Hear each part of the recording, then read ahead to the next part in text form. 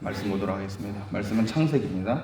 하나님이 이르시되 우리의 형상을 따라 우리의 모양대로 우리가 사람을 만들고 그들로 바다의 물고기와 하늘의 새와 가축과 온 땅과 땅에 있는 모든 것을 다스리게 하자 하시고, 하나님이 자기 형상 곧 하나님의 형상대로 사람을 창조하시되 남자와 여자를 창조하시고, 하나님이 그들에게 복을 주시며 하나님이 그들에게 이르시되 생육하고 번성하여 땅에 충만하라. 땅을 정복하라. 바다의 물고기와 하늘의 새와 땅에 움직이는 모든 생물을 다스리라 하시니라. 아멘. 하나님께서 세상을 만드실 때 여섯째 되는 날, 그때에는 사람과 물고기와 그리고 새와 가축과 온 땅에 기는 모든 것들을 만드셨다고 기록되어 있습니다. 여섯째 날은 육지에 살아가는 모든 존재를 만드셨는데, 하나님께서 크게 관심을 가지고 있는 존재가 있는데 바로 인간입니다. 오늘 본문 26절에 보면 하나님께서 인간을 만드시는데 우리의 형상을 따라 우리의 모양대로 우리가 사람을 만들자라고 하시면서 하나님께서 인간을 만드셨다라고 되어 있습니다.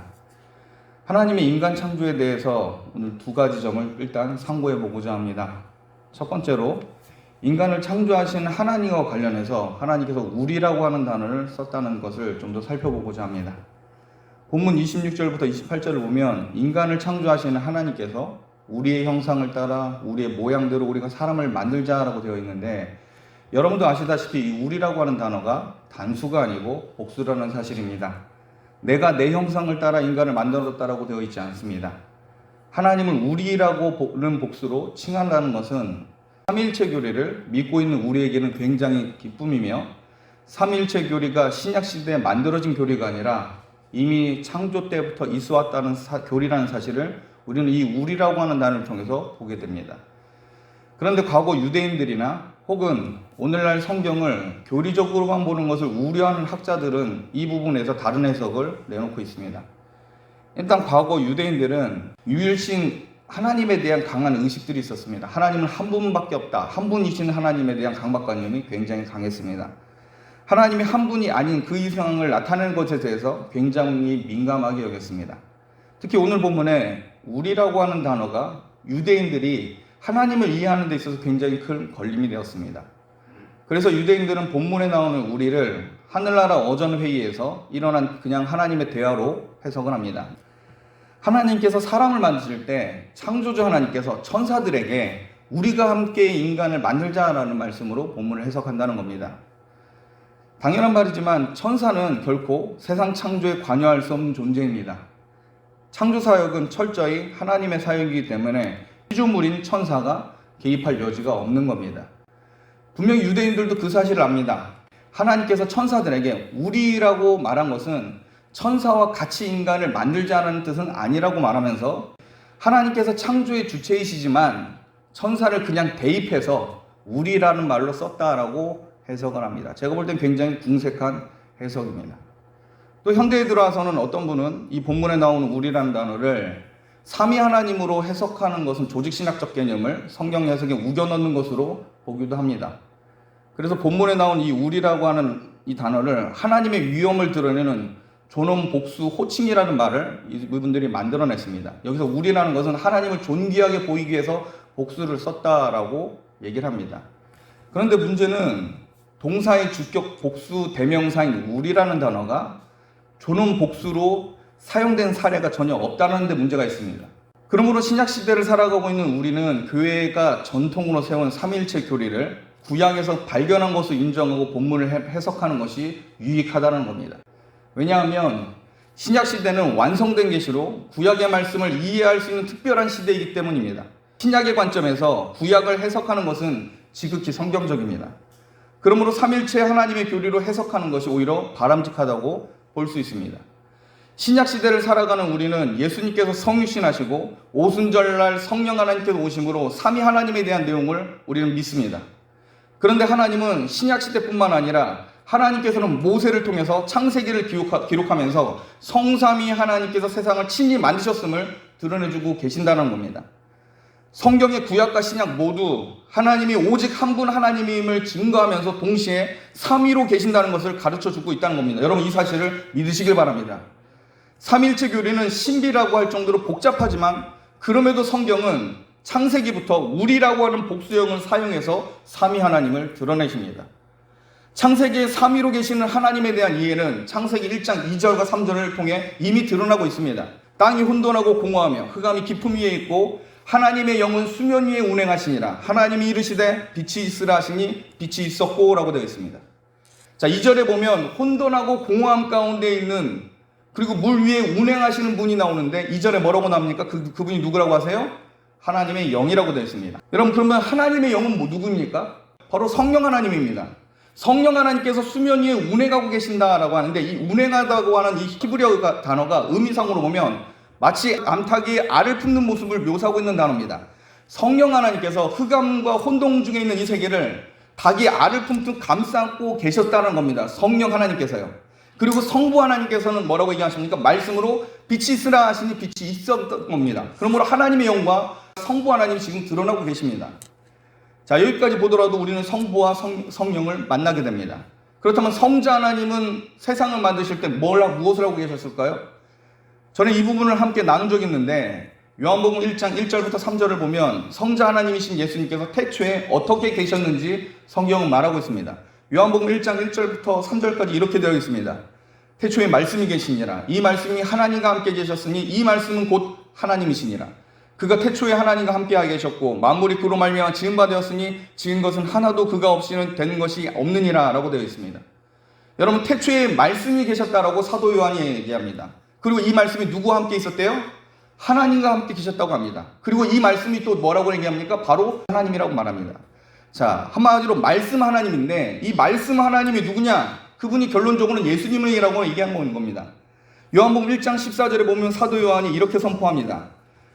말씀이 육신이 되어 우리 가운데 거하시매 우리가 그의 영광을 보니 아버지의 독생자의 영광이요 은혜와 진리가 충만하더라. 여러분, 말씀이 육신이 됐다라고 한 그 장면 보더라도 그 말씀만 보더라도 여러분, 말씀이 육신이 돼서 내려오신 하나님이 누구십니까? 성자 하나님이십니다. 정리하면 태초에 삼위 하나님께서 세상을 창조하실 때 성령 하나님은 혼돈에 휩싸인 세상을 감싸며 운행하셨고 성부 하나님은 성자 하나님 곧 말씀. 자, 하나님께서 이 세상을 뭘로 만드셨다 그래요? 말씀으로 만드시지 않았습니까? 그 말씀이 누구라는 거예요? 그게 예수님인 겁니다. 성부 하나님은 성자 하나님, 곧 말씀 하나님을 통해서 세상 모든 만물을 지으신 겁니다. 말씀으로 세상을 창조하셨다고 했을 때 이 말씀이 바로 예수님인 겁니다. 이 놀라운 삼위일체 교리는 물이라고 하는 단어를 통해서 모아져 있습니다. 그러므로 인간은 삼위 하나님의 작품이며 삼위 하나님의 형상과 모양을 따라 지음받으셨음을 믿으시길 바랍니다. 삼위 하나님 가운데 이 신적 사랑과 권능과 이 놀라운 관계를 하나님은 인간에게 담아두시기 위해서 인간을 만드신 겁니다. 여러분, 이 세상 어떤 피조물도 하나님의 영광스러운 존엄을 담아내는 존재로 만들어진 경우는 없었습니다. 천사조차도 하나님을 반영하도록 지어지지 않았습니다. 오직 사람만이 이 놀라운 특권을 하나님의 형상과 모양으로 만들어진 겁니다. 성삼위 하나님을 대변하고 드러낼 수 있는 존재가 인간입니다. 자, 두 번째로 인간 창조에 대해서 짚고 넘어가야 될 부분이 있는데 바로 인간의 기원과 관련된 잘못된 가르침들이 지금 많이 일어나고 있습니다. 창세기 1장 26절에 보면 하나님께서 사람을 창조하시되 남자 여자를 창조하셨다라고 되어 있습니다. 그런데 어떤 사람들은 이것이 말씀으로 인간을 창조하신 것으로 인간의 1차 창조라고 말하는 분들이 있습니다. 그리고 창세기 2장 7절에 하나님께서 땅의 흙과 생기로 아담을 만드신 것은 인간을 2차로 창조한 것이라고 말합니다. 희한하죠? 말씀으로 인간을 만드신 적이 있고 또 창세기 2장에는 흙으로 아담 만드셨던 그 내용이 두 번 나왔다. 이렇게 얘기를 한 겁니다. 결국 인간은 두 번에 걸쳐 만들어졌다고는 황당한 주장을 합니다.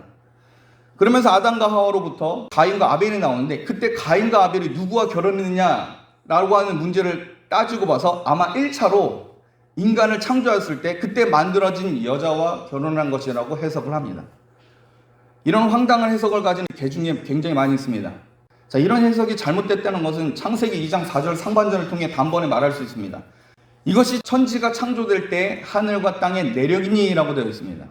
창세기 2장 4절에 보면 이것이라고 되어 있는데 이것이란 창세기 1장 1절부터 2장 3절까지의 창조의 과정을 말하는 겁니다. 이 창조에 관한 과정에 대한 내력이 여기까지다라고 이런 말로 해석할 수 있습니다. 현재 우리가 쓰고 있는 이 개역개정은 내력이라고 하는 단어를 했는데 과거 성경 개역 성경에서는 여호와 하나님이 천지를 창조하신 때 천지의 창조된 대략이 이러하니라라고 되어 있습니다. 대략 이렇다라고 얘기한 겁니다. 정리하면 창세기 1장에 이 6일 동안 세상을 창조하시고 7일째 안식하신 일에 대해서 대략 전반적으로 간단히 말해서 이렇게 기록한 거다라고 표현할 수 있는 겁니다. 자, 그런데 삼위 하나님께서 사람을 창조하신 것에 대해서 비중이 있기 때문에 이 부분을 좀 더 자세하게 사람 창조를 다룰 필요가 있었던 겁니다. 그래서 2장 5절부터 여섯째 날 창조되었던 이 인간 창조에 대해서 자세하게 다루는 부분이 제차 2장에 반복되는 겁니다. 그러므로 인간 창조는 2번입니까? 1번입니까? 1번인 겁니다. 1장에 나온 부분은 간단히 말해서 말한 거고 전체를 대략적으로 쓴 거고 2장은 뭐예요? 사람 창조에 대해서 좀 더 자세하게 설명하겠다. 이렇게 해석하면 되는 겁니다. 그래서 2장 5절부터 보면 사람이 왜 필요한지에 대한 내용이 나옵니다. 바로 천지에 사람이 없어서 땅을 경작할 사람이 없었기 때문에 만들었다고 내용부터 시작이 되는 겁니다. 세상을 관리하고 다스릴 사람의 이 필요성을 5절에 기록되어 있습니다. 그리고 하나님께서 흙으로 사람을 만들고 그 코에 하나님의 생기를 불어넣었는데 이것을 하나님은 우리의 형상과 우리의 모양대로 만드신 사건으로 말씀하신 겁니다. 그러므로 인간 창조는 우리가 너무나 잘 알지만 단 한 번밖에 없었다고 해석해야 됩니다. 자, 창세기 1장 28절을 보겠습니다. 1장 28절 우리 한 목소리를 같이 읽겠습니다. 하나님이 그들에게 복을 주시며 하나님이 그들에게 이르시되 생육하고 번성하여 땅에 충만하라. 땅을 정복하라. 바다의 물고기와 하늘의 새와 땅에 움직이는 모든 생물을 다스리라 하시니라. 하나님께서 사람을 만드셨습니다. 아담을 흙으로 만드시고 그 코에 생기를 넣으셔서 만드셨고 하와를 아담의 갈비뼈로 창조하셨습니다. 하나님은 아담과 하와 그리고 그들에게 복을 주셨는데 그 복의 내용이 무엇이냐? 이 부분에 대해서 두 가지를 구분해서 설명해 보도록 하겠습니다. 첫 번째로는 하나님께서 사람에게 주신 복은 생육하고 번성하여 땅에 충만하라는 겁니다.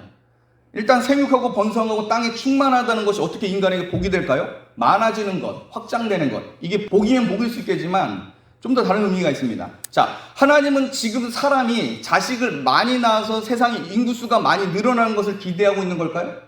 자, 이것은 타락 전까지는 맞는 말이지만 타락 이후에는 틀린 말이 됩니다. 하나님은 사람이 온 땅에 충만하게 퍼질 수 있도록 생육하고 번성하기를 원하십니다. 자, 이 부분은 타락 전과 타락 이후에 대한 그 부분이 분명히 있었는데 타락 이후에 사람이 많아져도 하나님은 인간이 세상에 관영해도 좋아하지 않으신 적이 있기 때문에 제가 이런 말을 하는 겁니다. 자, 이것은 하나님의 영광과 관련되어 있습니다. 제가 설교 초반에 이야기했지만 인간은 성삼위 하나님을 반영하는 유일한 존재입니다. 인간은 하나님의 영광을 반추할 수 있는 존재이기 때문에 하나님의 사람, 하나님의 영광을 반추하는 사람이 많아진다는 말은 하나님의 영광이 어떻다는 거예요? 충만하게 된다는 겁니다. 하나님의 사람들이 이 땅을 가득한다는 것은 하나님의 영광을 반영할 수 있는 존재가 이 세상에 충만함으로 하나님의 영광이 충만인 겁니다. 인간의 최고 복이 뭐냐? 하나님의 영광을 가득하게 이 땅에 채우는 게 인간의 복임을 여러분 믿으시기 바랍니다. 우리의 최대의 복은 하나님의 영광을 온 세상 구석구석에 드러내는 겁니다. 이 놀라운 사명을 지금 하나님께서 저와 여러분에게 주신 겁니다. 이 놀라운 축복을 천사가 아닌 인간에게 주신 겁니다. 생육하고 번성하여 땅에 충만하라고 하는 것은 하나님의 영광을 충만하라고 하신 하나님의 명령인 겁니다. 그런데 타락 후에 인간은 하나님의 영광을 잃어버렸습니다. 오히려 부패하고 타락하였고 하나님의 영광을 훼손하였습니다. 그런 인간이 이 땅을 관영했을 때 하나님은 그 더러움을 정화시키기 위해서 물로 심판하신 겁니다. 그러므로 1장 28절에 이 말씀하신 생육하고 번성하여 땅에 충만하라는 것은 하나님의 영광을 충만케 하라는 하나님의 복된 명령입니다. 자, 두 번째로 하나님은 땅을 정복하고 생물들을 다스리라고 하십니다. 하나님의 대리자요, 하나님의 영광을 가득 채울 사명을 가진 인간에게 하나님께서 주신 권리입니다. 정복할 수 있는 권리, 다스릴 수 있는 권리를 하나님께서 인간에게 주신 겁니다. 하나님께서는 자기의 대리자로 세운 인간이 이 세상을 어떻게 통치하고 다스리는지 상당한 관심을 가지고 계십니다. 그리고 하나님의 영광을 그 다스림 속에서 어떻게 반영하고 구현하는지 그걸 보시기를 기뻐하신 겁니다. 말씀하시겠습니다. 삼위 하나님의 형상과 모양으로 만들어진 인간은 너무나 소중한 존재입니다. 하나님께서 기쁨으로 만든 존재가 인간이기 때문입니다. 이 놀라운 사랑과 은혜를 그리고 감당할 수 없는 사명과 그에 따르는 권리도 주셨는데 인간은 하나님의 사랑을 배반하고 악을 행하였습니다.